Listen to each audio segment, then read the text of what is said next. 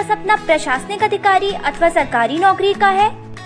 क्या आपके पास संसाधनों का अभाव है? पूर्व राष्ट्रपति द्वारा सम्मानित माननीय अमित बुडानिया के निर्देशन में संचालित किया जाता है। बुडानिया IAS ग्रुप सीकर की डिजिटल इकाई है।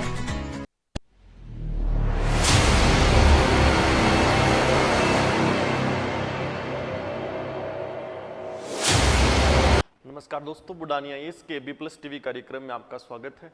मैं अमित बुडानिया AB परिचर्चा के कार्यक्रम में आपका स्वागत करता हूं।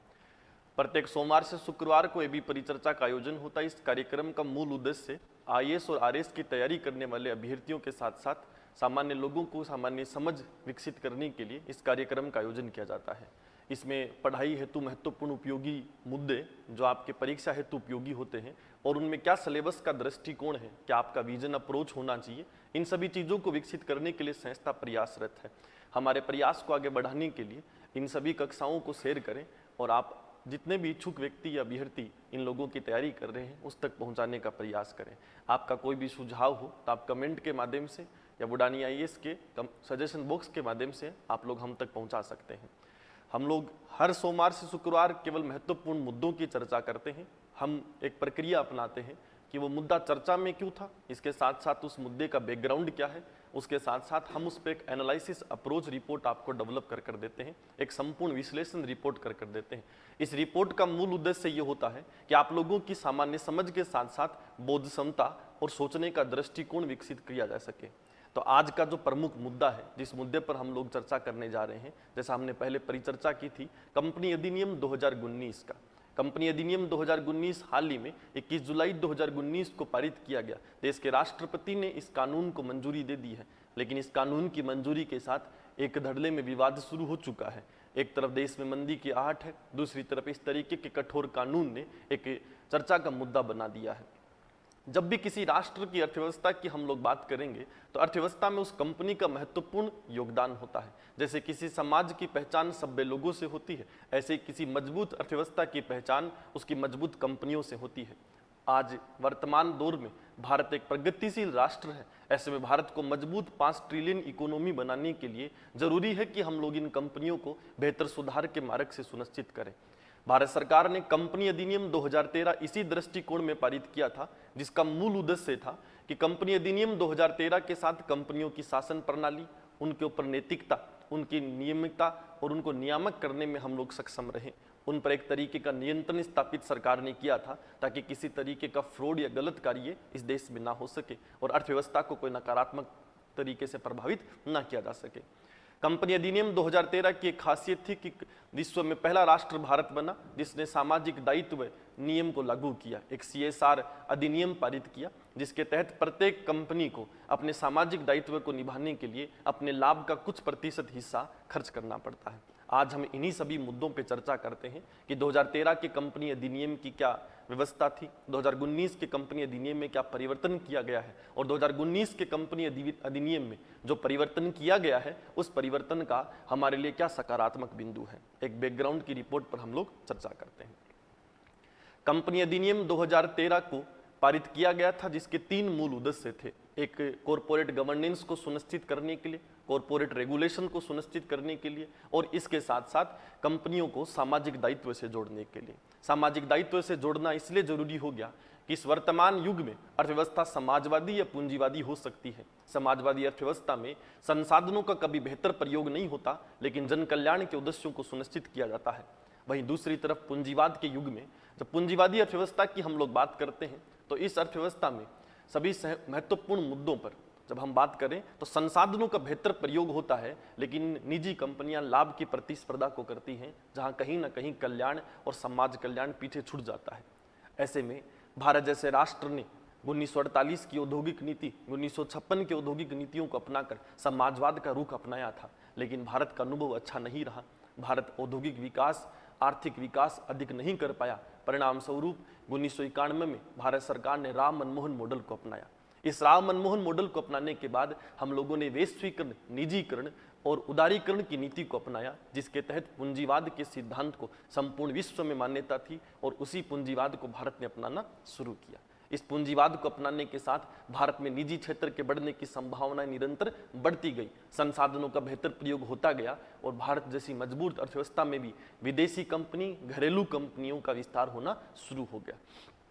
जब निजी कंपनियों की बात करेंगे तो इसके समांतर देश की सरकारी सार्वजनिक उद्योगों की कंपनियों ने भी निरंतर विस्तार किया। किसी भी सार्वजनिक उद्योग को स्थापित किया जाता है तो उसका मूल उद्देश्य देश की अर्थव्यवस्था में उत्पादन को बढ़ाना और उसके साथ साथ कल्याण को सुनिश्चित करना होता है, परंतु निजी कंपनी का उद्देश्य अपने उत्पादन को बढ़ाकर अपने निजी लाभ को बढ़ाना होता है। ऐसे में वर्तमान अर्थव्यवस्था पूर्णतः निजी क्षेत्र की तरफ बढ़ चुकी है और ऐसे में जरूरी है कि समाज कल्याण का उद्देश्य सरकार सुनिश्चित करने के लिए इन कंपनियों पर भी कुछ बाध्यता दे। अंतर्राष्ट्रीय विशेषज्ञों का मानना है कि कोई भी कंपनी जितना भी पैसा या लाभ कमाती है वो कहीं ना कहीं समाज के साथ रहकर कमाती है। ऐसे में एक सभ्य समाज की पहचान होती है कि समाज की कीमत पर किसी कंपनी को विकास नहीं करना चाहिए। प्रत्येक कंपनी का दायित्व है कि उसे समाज के साथ विकास करना चाहिए। हालांकि कुछ अर्थशास्त्री और उद्योगपतियों का मानना है कि कंपनी का सामाजिक दायित्व इतना ही होता है कि वह किसी भी बेहतर उत्पादन को गुणवत्तापूर्ण तरीके से करे, उस उत्पाद का कोई नकारात्मक प्रभाव ना हो, इसके परे किसी कंपनी का सामाजिक दायित्व नहीं होता। एक बड़ी बहस है जो संपूर्ण विश्व में चल रही है। हालांकि पूंजीवादी राष्ट्रों के जितने भी बड़े पूंजीपति हैं वो अपनी संपत्तियों को दान कर रहे हैं और वो संपत्तियों को दान करने के संदर्भ में ये साबित कर रहे हैं कि समाज कल्याण करना भी निजी क्षेत्र की ही जिम्मेदारी है, क्योंकि वर्तमान युग में सरकार का योगदान बहुत कम हो चुका है। एक डेमोक्रेटिक नेशन में एक इकोनॉमिस्ट जब हम लोग देखें तरीके से देखें तो पूंजीवाद की भूमिका बढ़ रही है। इन सभी नियमों को देखें तो भारत सरकार विश्व में पहला राष्ट्र बना। हालांकि ये बाध्यकारी नियम है जिसकी आलोचना कुछ हद तक की गई, लेकिन आज यूरोपियन कंट्रीज इस नियम को बाध्यकारी बनाने की पहल कर रही हैं, लेकिन ये पहल भारत की पहल पर की गई। भारत सरकार ने कंपनी अधिनियम 2013 पारित किया।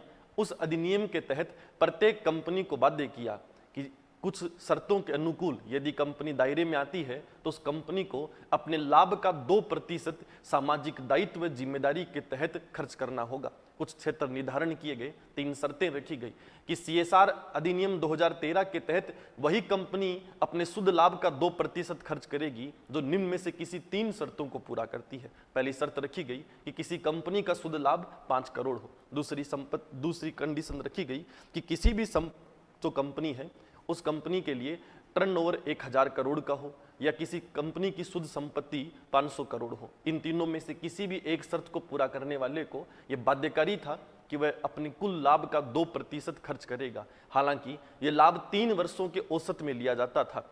उस पर किसी तरीके की नियामक रूप से दंडनीय अपराध जैसा प्रावधान इस राष्ट्र के अंदर 2013 के अधिनियम के तहत नहीं था। हमारा पहला अनुभव था, इसलिए भारत सरकार इसे बड़ी कठोरता से पेश नहीं करना चाहती थी। इसके साथ साथ उस कंपनी को जो CSR के दायरे में आती है उसे एक CSR समिति का गठन करना होगा और CSR समिति का गठन कर कर उसे ये सुनिश्चित करना होगा कि वो जो राशि 2% लाभ की है वो सरकार को कर के तौर पर जमा नहीं करवानी है। उस राशि को खर्च करने की जिम्मेदारी उस कंपनी की स्वयं की होगी। वह CSR समिति प्रत्येक वर्ष CSR पे खर्च किए जाने वाले राशि का ब्यौरा सरकार को सौंपेगी और अपने कर में छूट को प्राप्त करेगी। इसके साथ साथ जो राशि खर्च की जाती थी वो कर से मुक्त होती थी। CSR के तहत कुछ निर्धारित क्षेत्रों में ही निवेश किया जा सकता था जो सामाजिक मुद्दों से जुड़े हुए थे, खासकर देश की गरीबी, बेरोजगारी, शिक्षा, स्वास्थ्य, पर्यावरण के साथ साथ महिला और वर्ग विकास के साथ जुड़े हुए थे। केवल इन्हीं के साथ साथ प्रधानमंत्री रिलीफ फंड में भी हम लोग उस राशि को जमा करवा सकते थे। एक पुराना अनुभव जो इस देश ने देखा कि 2013 के बाद जब हमने CSR को लागू किया तो कुछ कंपनियों ने इसे बढ़ चढ़कर स्वीकार किया। जो कंपनियां सिग्निफिकेंट कंपनीज हम लोग कह सकते हैं, जिन्होंने इस आर्थिक बाजार में अपना वर्चस्व कायम किया, उन्होंने इस CSR को बेहतरीन तरीके से लागू किया और उम्मीद से बढ़कर निवेश किया। क्योंकि कुछ अर्थशास्त्रियों का मानना है कि CSR एक तरीके का खर्चा नहीं है, ये एक तरीके का किया गया निवेश है जिसका लाभ भविष्य में उस कंपनी को बेहतर गुडविल बनने के साथ साथ बाजार में पूंजीपतियों के प्रति छवि सुधरती है। उदाहरण के तौर पर रिलायंस परिवार की छवि जियो उतारने से पहले अलग थी और जियो सेवा देने के बाद इस राष्ट्र में रिलायंस परिवार की छवि में एक सकारात्मक परिवर्तन आया है। ऐसे में अर्थशास्त्रियों का मानना है कि CSR के द्वारा किया गया खर्चा एक निवेश के तौर पर है जिसका फायदा उस कंपनी की गुडविल को बढ़ने में, उस कंपनी की छवि सकारात्मक होने में, उसी कंपनी को पुनर्लाभ के तौर पर मिलना शुरू हो जाता है। भारत सरकार ने एक तरफ दूसरा रूप भी देखा कुछ लोग इसे बाध्यकारी बनाने के बाद इसका विरोध करने लगे। उनका मानना था कि सरकार अपनी जिम्मेदारी को हमारे ऊपर थोप रही है और इस जिम्मेदारी को थोप कर वो सरकार एक अतिरिक्त कर की व्यवस्था स्थापित कर रही है। देश में पहले ही कर व्यवस्था को लेकर अनेक आलोचनाएं हैं, क्योंकि देश की कर व्यवस्था में अस्थिरता, निरंतर परिवर्तन होना और उसके साथ साथ जटिल प्रक्रिया होना एक विवाद का विषय है, जो किसी भी नए निवेशक के लिए चुनौती है, जो हमारे देश में विदेशी निवेश को भी प्रभावित करता है। अर्थशास्त्रियों का मानना है जीएसटी में किया गया निरंतर परिवर्तन शायद इस वर्तमान मंदी का कारण है, जिसमें अधिक निवेश की संभावनाएं लोगों ने कम कर दी है। हालांकि सरकार मोदी 2.02 की बात करेंगे तो वह अग्रसर है कि जीएसटी की नीति को सरल बनाया जाए और वर्तमान वित्त मंत्री इन नीतियों को सकारात्मक रूप से सरल बनाने के दृष्टिकोण में कार्य कर रहे हैं। इसी कंपनी अधिनियम 2019 को पारित कर सरकार फिर विवादों में आ चुकी है। एक तरफ मंदी का दौर है, दूसरी तरफ इस नियम में कुछ कठोर परिवर्तन किए गए हैं। भले एक नजर डालते हैं कि किन प्रमुख मुद्दों पर हाल ही में इस 2019 के अधिनियम में परिवर्तन किया गया है। CSR 2019 के अधिनियम की बात करेंगे तो कंपनी अधिनियम 2019 में एक कठोर परिवर्तन तो CSR में किया गया है, जिसके अनुसार एक तय सीमा में सरकार को कंपनी को अपनी CSR की राशि को खर्च करना है और यदि वो इस राशि को खर्च नहीं करती है तो फिर उस तय सीमा के बाद वो राशि ऑटोमेटिकली एक विशेष खाते में जमा हो जाएगी, जिस पर नियंत्रण प्रत्यक्ष तौर पर सरकार का हो जाएगा। विशेषज्ञों का मानना है ये रवैया तानाशाही के दृष्टिकोण में है। वो तय सीमा 3 साल की है, 1 साल आपको वित्तीय आधार पर मिलता है, 2 साल एक्स्ट्रा बढ़ाए गए हैं। यदि आप 3 साल में उस CSR की राशि को खर्च नहीं करते हैं तो उस राशि को हम लोग एक विशेष खाते में ऑटोमेटिक सरकार जमा कर देगी। उसके बाद उस कंपनी का नियंत्रण उस CSR राशि पर नहीं रहेगा। मैंने पहले ही कहा कि CSR को बाध्य करने वाला विश्व का पहला राष्ट्र भारत ही है। दूसरी तरफ भारत सरकार ने CSR की पालना नहीं करने पर पहली बार कठोर प्रावधान रखे हैं सजा के, और उन प्रावधानों में जेल तक का प्रावधान शामिल है, जो किसी भी सभ्य समाज और अर्थव्यवस्था के लिए सकारात्मक साबित नहीं हो सकता है, क्योंकि आप किसी से दान और पुण्य की मांग डंडे के दम पे या कानून के डर के माध्यम से नहीं करवा सकते हैं। यही कारण है कि कानून फिर विवाद का विषय बन गया है। हालांकि इसकी प्रासंगिकता को देखते हुए आज भी एक धड़ल्ला ऐसा है जो इसका समर्थन करता है, लेकिन वहीं दूसरे तरफ देखें तो उद्योगपतियों में बेहद नाराजगी है इस तरीके के कानून को बनाकर। दूसरा बड़ा परिवर्तन कंपनी अधिनियम 2019 में ये किया गया है कि उन्होंने NCLT, एक राष्ट्रीय कंपनी कानून न्यायाधिकरण है जो कंपनियों के विवादों से निपटारा करता है। इस राष्ट्रीय कंपनी कानून न्यायाधिकरण का निर्माण एक अर्धन्यायिक संस्था है। इसका निर्माण कंपनी अधिनियम 2013 की धारा 18 के तहत किया गया था, जो कंपनियों के विवादों का निपटारा करेगा। उसके कार्यभार को कम किया गया है 2019 के अधिनियम में। उस कार्यभार को कम करने के दृष्टिकोण में सरकार ने कुछ महत्वपूर्ण कदम उठाए हैं। पहला महत्वपूर्ण कदम यह है कि 25 लाख तक के किसी भी विवाद का निपटारा क्षेत्रीय अधिकारी कर सकेगा, उसमें किसी केंद्रीय अधिकारी की आवश्यकता नहीं होगी। इसके साथ साथ कुछ NCLT की शक्तियां केंद्र सरकार ने अपने अधीन कर ली है। उसको अपने अधीन करने का मूल कारण ये था कि सरकार चाहती है कि NCLT केवल विवाद के मुद्दों से निपटारा करे। कंपनियों का बदलना, प्राइवेट से पब्लिक में तब्दील होना, अब ये सब NCLT की जगह केंद्र सरकार निर्धारण करेगी।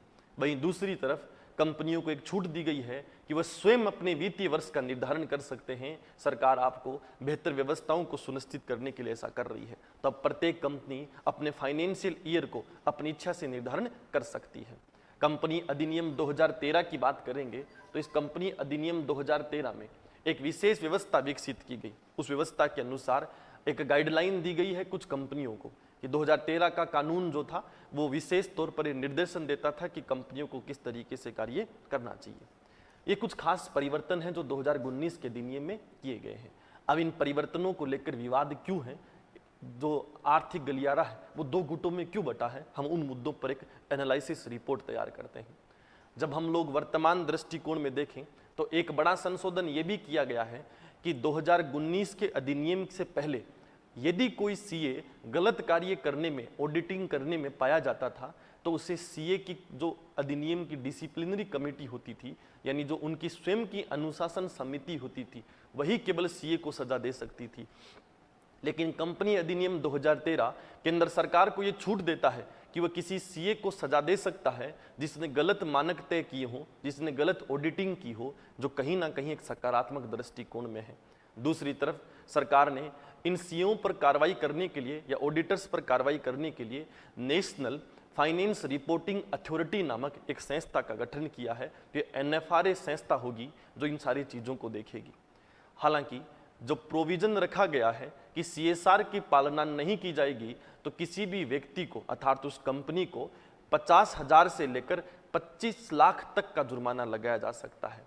इसको किसी भी दृष्टिकोण में स्वीकार नहीं किया जा रहा है, क्योंकि दान पुण्य भारत की संस्कृति में केवल विवेक से निर्भर कर सकता है, डंडे के दम पर हम लोग नहीं करवा सकते हैं। और यदि करवाते हैं तो एक तरीके का कर है, एक तरीके का दान नहीं कहा जा सकता, सामाजिक दायित्व नहीं कहा जा सकता। ऐसे में सरकार के द्वारा 50,000 से 25 लाख तक का जुर्माना, इसके साथ साथ 6 महीने से 3 साल तक की सजा का प्रावधान किसी भी हित में नहीं है। और ये आगे चलकर हमारे CSR की नीति के साथ साथ कंपनियों के निवेश के साथ साथ विदेशी निवेश को भी प्रभावित करने में अहम योगदान देगा और ये नकारात्मक रूप से अर्थव्यवस्था को प्रभावित करेगा।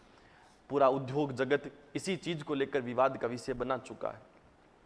अब हम लोग CSR कंसर्न की बात करें तो CSR एक तरीके का सामाजिक दायित्व है जो प्रत्येक कंपनी को निभाना चाहिए, क्योंकि केवल लाभ कमाकर अपना विकास करना किसी भी कंपनी का निगम्य दायित्व नहीं हो सकता है, वो केवल उनका एक आर्थिक दायित्व हो सकता है जो उन्होंने निभाया है। ऐसे में भारत जैसे राष्ट्र के लिए जरूरी है कि वो इस तरीके की व्यवस्थाओं को सुनिश्चित करें। वहीं दूसरी तरफ एक और महत्वपूर्ण व्यवस्था ये है कि भारत जैसे राष्ट्र को CSR की आवश्यकता क्यों पड़ी है। भारत का मानना है कि पूंजीवाद के बढ़ने से CSR जैसे नियमों को लागू किया गया है कि निजी क्षेत्र का विस्तार हो रहा है और निजी क्षेत्र समाज कल्याण में सहयोग नहीं देगा तो गलत होगा। वहीं दूसरी तरफ आलोचकों का मानना है कि सरकार में व्यापक भ्रष्टाचार है, निरंतर कुछ मुद्दे उठते हैं और सरकार अपनी जिम्मेदारी को निजी क्षेत्र पर थोप रही है, ये गलत है। हालांकि जब हम निष्कर्ष की तरफ बढ़े तो भारत सरकार के लिए जरूरी है कि इसे बाध्यकारी नियम ना बनाकर, इसे बाध्यकारी नियम बनाते भी हैं तो भारत सरकार को इस पर कोई कठोर कानून का प्रावधान नहीं रखना चाहिए। और दूसरा, लोगों की मांग है इसे क्रिमिनल ऑफेंस ना मानकर सिविल ऑफेंस माना जाए, क्योंकि तकनीकी कारणों से, वित्तीय भार की वजह से, इसके साथ साथ कंपनी के बोझ की वजह से भी ऐसा हो सकता है कि कंपनी को CSR भरने में देरी हुई हो। CSR एक तरीके का कर नहीं है, ये वादा सरकार ने स्वयं किया था। ऐसे में सजा का प्रावधान रखकर सरकार इसे कर बनाने की कोशिश कर रही है। डर के वजह से यदि किसी संस्था ने CSR को लागू भी किया तो वह वास्तविक कल्याण के उद्देश्य को सुनिश्चित नहीं करेगा, वह केवल फॉर्मेलिटी के उद्देश्यों को सुनिश्चित करेगा। 2013 के बाद 2019 तक इस CSR का अनुभव कुछ हद तक हमारे लिए अच्छा रहा और कुछ हद तक चुनौती रहा। जो अनुभव अच्छा रहा हम उन मुद्दों पर चर्चा करते हैं। 2013 के बाद CSR को लागू करने के बाद हर साल भारत सरकार के अंदर लगभग 12,000 करोड़ रुपए की राशि इस CSR के माध्यम से खर्च होती है, जो भारत सरकार के लिए एक सकारात्मक हित है। इसके साथ साथ CSR जितने भी कंपनियों ने भरा है, खास कर ऐसी कंपनियों ने शिक्षा और स्वास्थ्य जैसी पिछड़ेपन के क्षेत्रों को अधिक आगे विकसित करने में योगदान दिया है, जो भारत के बेहतर भविष्य के लिए बहुत जरूरी है। क्योंकि विश्व में भारत में मानव संसाधन बहुत अधिक है, लेकिन उस मानव पूंजी को तब्दील करना होगा तो उस मानव पूंजी को निर्मित करने के लिए एक बेहतर शिक्षा और स्वास्थ्य की आवश्यकता है। तो एक रिपोर्ट कहती है कि CSR प्रति वर्ष हमारे यहाँ 12,000 करोड़ की राशि खर्च की जाती है, जो एक सकारात्मक चिन्ह है। इसके साथ साथ शिक्षा और स्वास्थ्य के क्षेत्र में इसे अधिक निवेश किया जाता है। खास कर महाराष्ट्र, कर्नाटक, राजस्थान और गुजरात जैसे राज्यों में ये CSR की राशि बहुत अधिक बड़ी है। इन राज्यों में अधिक निवेश किया गया है। अगर हम लोग इन कंपनियों की बात करें, 2% कंपनियां ऐसी हैं जो व्यापक स्तर पर इसका निवेश कर रही हैं। आंकड़ा कहता है मिनिस्ट्री ऑफ कॉरपोरेट अफेयर्स का कि कुछ प्रमुख चुनौतियां भी हैं। उन चुनौतियों की बात करें तो लगभग 5,097 कंपनियां CSR के दायरे में हर साल अपने आप को पेश करती हैं और उनमें से केवल 3118 कंपनियों ने ही केवल CSR के तौर को या CSR को निवेश के तौर पर खर्च किया है। कुछ कंपनियां दायरे में आने के बावजूद इसके निवेश नहीं कर रहे हैं और सजा का प्रावधान सरकार का मानना है उन कंपनियों में डर पैदा करेगा जो CSR के दायरे में आती हैं। वहीं दूसरी तरफ सरकार का मानना है कि इस CSR की राशि का वास्तविक प्रयोग सकारात्मक उद्देश्य से नहीं हो रहा है, क्योंकि CSR का नियम कहता है कि 2% राशि का प्रयोग CSR समिति जो उस कंपनी की है वह स्वयं करेगी, उसे खुद खर्च करना होगा और उस खर्च की रिपोर्ट सरकार को देनी होगी। लेकिन जब से CSR अधिनियम में प्रधानमंत्री राहत कोष को शामिल किया गया है। CSR की कुल राशि का 74%, यह आंकड़ा सकारात्मक हित में नहीं है कि CSR राशि का 74% हिस्सा कंपनियां अब केवल प्रधानमंत्री रिलीफ फंड में डाल रही हैं, वो व्यवहारिक तौर पर सामाजिक विकास में इसका खर्च नहीं कर रही हैं। अर्थात वो एक इसे कर का बोझ समझते हुए केवल सरकार को राशि दे रहे हैं, उनको सामाजिक निवेश पर खर्च नहीं किया जा रहा है, जो हमारे हित में नहीं है। इसके साथ साथ जो प्रमुख चुनौती है कि बहुत सी कंपनियों ने बहुत से गैर सरकारी संगठनों के साथ में और सामाजिक संगठनों के साथ में अपना गठजोड़ स्थापित कर लिया है और वो इस CSR की राशि के माध्यम से एक व्यापक भ्रष्टाचार को बढ़ावा दे रही हैं। कंपनियां जो CSR के दायरे में आ रही हैं वो इन NGO के साथ माध्यम से गठजोड़ करती हैं। यदि 5 करोड़ की राशि CSR के दायरे में आती है तो 5 करोड़ की राशि उस NGO पर भेज दी जाती है जो पूर्णतः कर मुक्त होती है और वह NGO उसी राशि को वापस रिवर्ट कर देता है, कुछ राशि अपने पास रखकर। ऐसे में एक व्यापक भ्रष्टाचार भी बढ़ रहा है। इसलिए सरकार की आवश्यकता है कि इन तरीके की चीज़ों को हमें बदलने की जरूरत है। इस सारी रिपोर्ट का निष्कर्ष यही है कि CSR देश में होना जरूरी है, क्योंकि यदि जरूरी नहीं होता तो पश्चिमी राष्ट्र जैसी अर्थव्यवस्थाएं भी इसे लागू नहीं करती। वहीं दूसरी तरफ भारत में सामाजिक और आर्थिक असमानता बहुत बढ़ रही है। चुनिंदा परिवारों के पास देश की लगभग 60% अर्थव्यवस्था का नियंत्रण है और बाकी देश में भूखमरी और गरीबी जैसा संकट बढ़ रहा है। गरीबी किसी भी राष्ट्र के लिए चुनौती हो सकती है, लेकिन भूखमरी किसी भारत जैसे राष्ट्र में बरकरार रहे, जो कृषि प्रधान समाज हो, जो एक मजबूत अर्थव्यवस्था हो, जो विश्व की टॉप 10 इकोनॉमीज में आता हो, तो ये भारत के लिए सकारात्मक हित नहीं है, क्योंकि गरीबी बहुआयामी होती है, लेकिन भूखमरी एक सरकार की विफलता है। ऐसे में सरकार को जरूरी है कि भूखमरी जैसे मुद्दों से हम लोग निपटारा करें। ऐसे में सरकार संसाधनों के अभाव में, पैसों के अभाव में ऐसा नहीं कर पा रही है, तो CSR एक बेहतर निर्णय हो सकता है। क्योंकि यदि कंपनियां बेहतर भारत का निर्माण करती हैं तो बेहतर भारत के निर्माण से अधिक मानव पूंजी उन कंपनियों को ही मिलनी है और उन्हीं कंपनियों का विस्तार होना है। वैसे भी विश्व में सेवा के क्षेत्र में भारत अपनी उपयोगिता को साबित कर चुका है कि भारत का मानव पूंजी बहुत शक्तिशाली है। हालांकि हम लोग केवल सीमित मानव पूंजी का ही प्रयोग करते हैं। यदि संपूर्ण मानव पूंजी का प्रयोग किया जाए, 2/3 आबादी युवा है और इन युवाओं का बेहतर प्रयोग किया जाए, तो हम एक बेहतर भारत का निर्माण करने के साथ साथ विश्व निर्माण में एक बहुत बड़ा योगदान दे सकते हैं। तो CSR के द्वारा सामाजिक कल्याण के दृष्टिकोण में इस मानव संसाधन को मानव पूंजी में बदलने में यदि योगदान लिया जाए तो ये केवल कंपनियों का ही भविष्य नहीं सुधारेगा, ये भारत के साथ साथ विश्व की अर्थव्यवस्था का भविष्य सुधारेगा। भारत सरकार को जरूरत है कि CSR जैसे मुद्दे पर अपना दृष्टिकोण कठोर ना करते हुए नरम रवैया अपनाएं, क्योंकि वैसे ही देश में मंदी की आहट शुरू हो चुकी है और इस मंदी के दौर में इस तरीके का कठोर कानून सदैव निवेशक में अराजकता विकसित करता है, निवेशक के मनोबल को कमजोर करता है। भारत सरकार को आवश्यकता है कि वह CSR जैसे प्रावधानों को बढ़ाने के लिए CSR देने वाली कंपनियों को विशेष तौर पर कर में छूट दे, ताकि ऐसी कंपनियों का प्रोत्साहन बढ़े। इसके साथ साथ सरकार इसे क्रिमिनल ऑफेंस ना मानकर एक सिविल ऑफेंस माने, ताकि वो अपने नियामक रख सके, लेकिन कठोरता से नियामक रखने की आवश्यकता नहीं है। इसके साथ साथ कंपनियों को CSR निवेश करने के लिए प्रोत्साहित किया जाना चाहिए, न कि उन पर किसी तरीके की बाध्यता को विकसित किया जाना चाहिए। सरकार ने जो समय सीमा निर्धारित की है उसके अतिरिक्त कुछ समय सीमाओं का निर्धारण किया जाना चाहिए। यदि कोई कंपनी उस समय सीमा में भी नहीं निवेश कर सकती है तो सरकार को सजा के प्रावधान को रखने की जगह CSR राशि को अधिक खर्च करने की पेनल्टी लगाने जैसा प्रावधान अपनाना चाहिए, जिससे प्रत्येक कंपनी इस CSR को लागू करने को बाध्य होगी। वहीं दूसरी तरफ सरकार को आवश्यक है कि कुछ सकारात्मक परिवर्तन करे। जैसे वर्तमान कानून है कि जो CSR समिति गठन की जाती है उसका जो मानवीय और वित्तीय बोझ पड़ता है वो उस कंपनी पर ही पड़ता है। ऐसे में सरकार को जरूरत है कि उस मानवीय और वित्तीय बोझ को जो CSR समिति का है वो CSR राशि में शामिल किया जाए, ताकि प्रत्येक कंपनी एक बेहतर मानव संसाधन लगाकर उस CSR राशि को खर्च करने की कोशिश करे। 2% कंपनियां ऐसी हैं जो निरंतर CSR में नवाचार ला रही हैं। देश में स्कूलों का निर्माण कर रही हैं, देश में हॉस्पिटलों का सहयोग दे रही हैं। इनका मूल उद्देश्य था कि वो अपनी छवि को सुधार रहे हैं, परंतु ऐसी कंपनियां केवल 2% हैं।